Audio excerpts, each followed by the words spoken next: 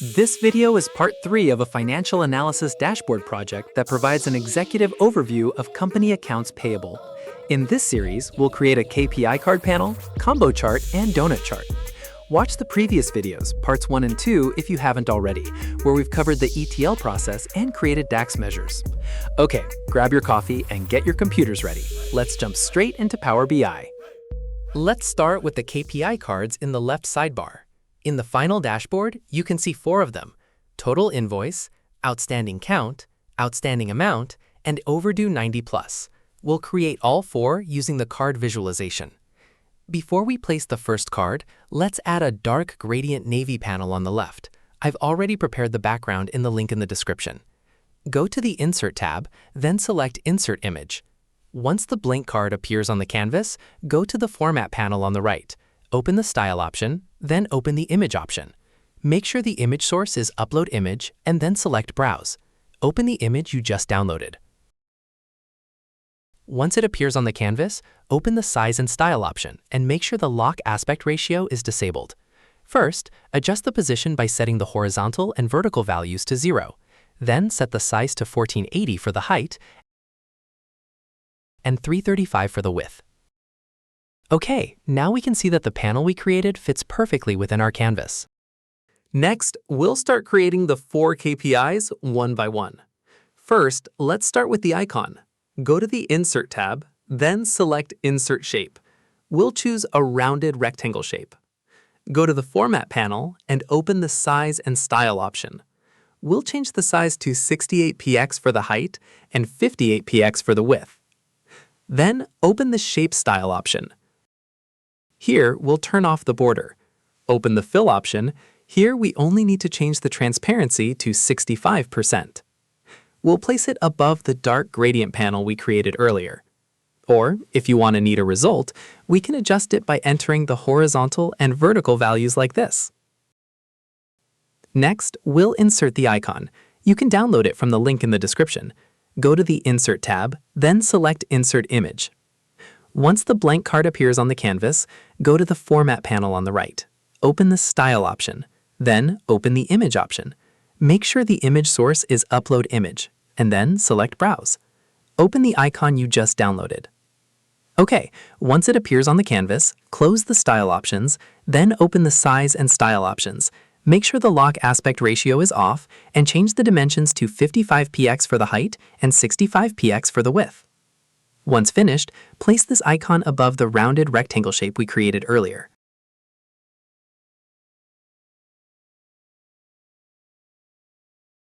Okay, now let's start creating the title and value for the first KPI card, total invoice. We'll use card visualization. Go to the Build panel, then select Card Visualization. In the right panel, we can fill in the value with the DAX measure we created earlier, total invoice. Okay, now we see a card with a title and value for total invoice. We'll make a few adjustments. Go to the Format panel, then open the Size and Style option. Here, we'll change the size to 85px for the height and 190px for the width, then turn off the background. Close the Size and Style option, then open the Callout option. Make sure the Apply Settings To option is set to Total Invoice Series. Scroll down, open the Value option, and change the font size to 24px. We also change the font color to white. Close the Value option, then open the Label option. Change the font size to 14px and give it the same white color as the value. Then close the Callout option and open the Card option. Scroll down and disable the border, divider, and background. Okay, let's place this KPI card to the right of the icon we created earlier, like this. And that's how to create a KPI card for this project. You can repeat the same steps for the remaining 3 KPI cards, or you can copy and paste it and make minor adjustments in the formatting panel. Take your time creating the remaining 3 KPI cards. Here, I'll speed up the video for the remaining 3.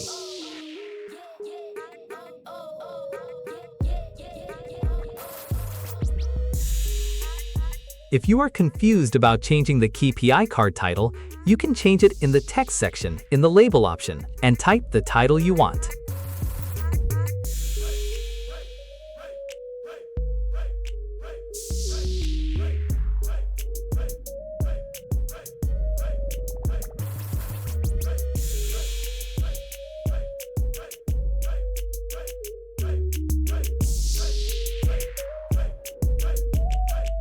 To tidy up the numbers behind the comma, you can go to the Data panel, select Measure Outstanding Amount. Then in the Measure Tool tab, you can go to the Formatting section and change the number behind the comma from auto to 0. Then click the comma icon.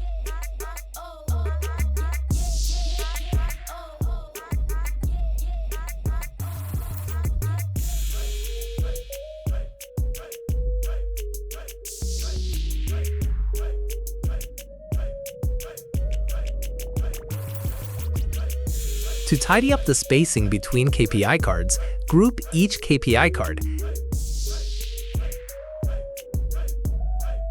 Then select all KPI cards and go to the Format tab. Click the Align menu and select Align Left. Click the Align menu again, and this time select Distribute Vertically. Okay, now our KPI cards have better spacing and alignment. All the KPIs have been created. What about yours? If there is a problem, please let me know in the comment section. After we're finished with the KPI card section on the left panel, I'll continue by creating a dashboard title using a text box. On the Home tab, select Insert Text Box and title it Accounts Payable Dashboard. Block all the text, then change the font to Sego Bold, the font size to 28px, and the color to 28117E. Once finished, go to the Format panel, open the Size and Style option, and change the height to 65px and the width to 540px. Don't forget to turn off the background. We'll place it at the very top, next to the KPI card panel we just created. Now, the main chart, the combo chart, is at the top center. This shows bars for total invoices by month and a line overlaid on top for total amount. Before creating the chart, we'll create the background shape first. Go to the Insert tab, then select the Insert menu and select the rounded rectangle shape. Go to the Format panel, then open the Size and Style option and change the size to 460 pixels for the height and 1040 pixels for the width. Close the Size and Style option, then open the Shape Style option. Make sure the selected shape is a rounded rectangle with pixel format, not percentage. Then we'll change the corner radius to 20 pixels and turn off the border. Open the Fill option, and for the color, we'll change it to white. Okay, let's place this background shape in the top center of our canvas, more precisely below the dashboard title. Okay, now we'll start creating the combo chart. In the Visualizations pane, look for the line and clustered column charts. Click them to drop them onto the canvas. Okay, now you see a blank chart on the canvas. We'll start entering the data for this combo chart. First, the x-axis. This is our time dimension, months. We're going to use the year-month column we created back in Power Query. Now, the column y-axis. This is what the bars represent. Choose Total Invoices from the DAX Measures table into this well. The bars will appear. Now, the line. Choose Total Amount into the line y-axis well. Now we'll start editing the chart. Go to the Format panel, then open the Size and Style option. Change the size to 380 pixels for the height and 990 pixels for the width. Then turn off the background. Close the Size and Style options, and we'll place the chart above the background shape we created earlier so that every change is clearly visible. Next, in the Format panel, open the Title option and change the font size to 20px. Then close the Title option. After that, we can open the X-axis option. Here, I'll change the font size to 12px and turn off the X-axis title. Close the X-axis option again. Open the Legend option and turn off the Legend title. Next, open the Y-axis option and open the Values option again. Here, I'll change the font size to 12px. Then I'll turn off the title. Close the Y-axis option again.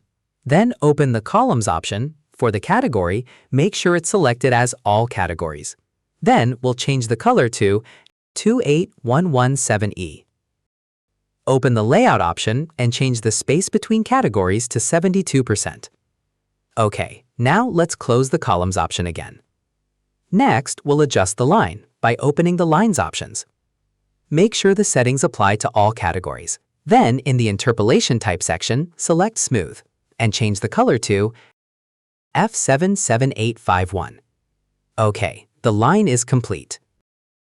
Next, we'll make adjustments so that each bar chart has rounded edges.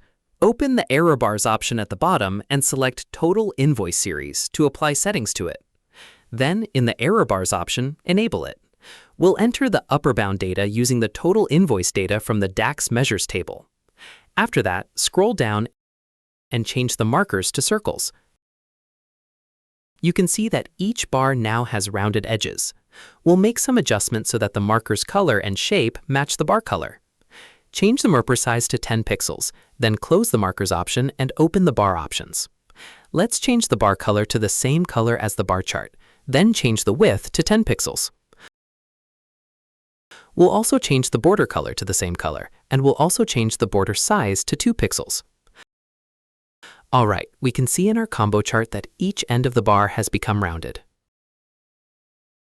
Our combo chart is complete, but wait, there is a slight problem here. The chart currently shows months out of order, alphabetically instead of chronologically. One thing you'll almost always encounter with month labels, Power BI sorts them alphabetically by default, so you'll see June before December and December before November, instead of chronologically. Usually, we can easily fix this by selecting the year-month column, then going to the Columns Tools tab and selecting Sort by Invoice Date columns. But in this case, an error appears. The error occurs because one year-month represents multiple invoice dates, and Power BI is confused about which date to sort Jan 2025 by. The solution is to create a special date table in the Power Query Editor. On the Home tab, select Transform Data. Once the Power Query Editor page appears, right-click on the AP Data Table and select Reference. This will automatically duplicate the AP Data Table and update it if there are changes to the data in the AP Data Table. Here, I'll change the name to Date Dimensions. After that, select the Invoice Date and Year-Month Date columns simultaneously. You can use the Control key if you're using Windows. Then right-click and select Remove Other Columns. So we end up with only 2 columns in the Date Dimensions table, the Invoice Date column and the Year-Month column. Next, right-click on the Year-Month column and select Remove Duplicates.